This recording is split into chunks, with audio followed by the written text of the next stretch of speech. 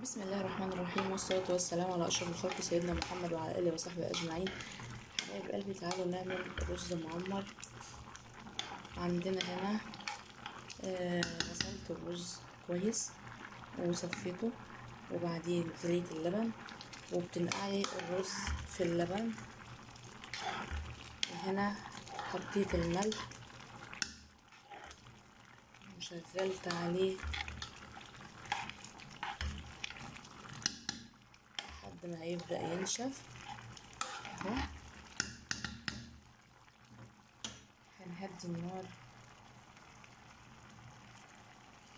وطبعا على الوش بقى سمنة بلدي مع شوية قشطة، وهندخله الفرن ياخد وش بس لما يستوي على النار فوق شوية. وطبعا ده بقى بنعمل جنبه اللي انت تحبيه. في ناس بتعمل بطاطس وبيض، في ناس بتعمل فراخ، في ناس بتعمل لحمة، ده حاجة ترجع لكم.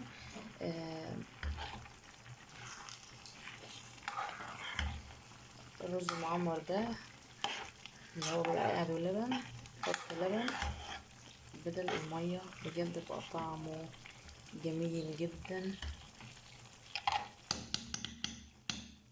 جربوه هتحبوه. خليكم معايا، نسيبه يتردد شوية وهنرجع تاني نحطه في الفرن.